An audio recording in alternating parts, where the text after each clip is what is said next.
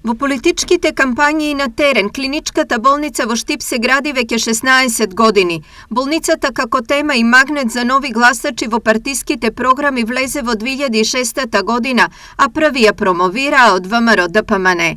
Во наредните 2 години со неја не се случи ништо, па таа во ветувањата и на митинзите се појави и на предвремени парламентарни избори 2008, а потоа и во 2011 година. Во март 2013 министерот за здравство Никола Тодоров најави дека реализацијата на проектот ќе почне кон крајот на годината, а во мај истата година од општината беше најавено дека е направен планот за изградба на Штипскиот клинички центар. На 17 ноември, по трет пат истата година, Тодоров и премиерот Никола Груевски најавија дека во февруари 2014 ќе почне изградбата на Штипската клиничка болница. Година и пол подоцна, на 7 август 2015 министерот Тодоров повторно промовираше изградба на нов клинички центар во Штип, чиј камен темелник е планиран за октомври истата година, а доколку се тече според плановите, изградбата требаше да заврши во август 2017.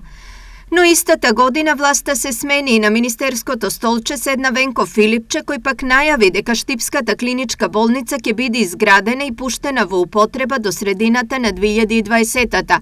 Рокот повторно е пробиен, а работите тогаш продолжи да ги кочи опасниот COVID-19. Во последните 2 години алиби работа на толку очекуваниот објект имаше, но сега се случи помирување и порамнување помеѓу фирмите Бетон и Интракат, но веројатно тие проблемот го решија меѓу нив, а не и со изградбата на болницата.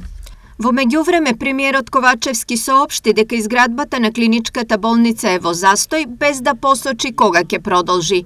Проценките сега се дека болницата ќе чини 42 милиони евра и дека тие пари тешко можат да се обезбедат, бидејќи Европската банка го прекина финансирањето поради градежна неактивност. Во меѓувреме, болницата го губи авторитетот на добро место за лекување и неа за последните 2,5 години ја напуштиле 20 лекари и 50 медицински сестри и друг вид на персонал.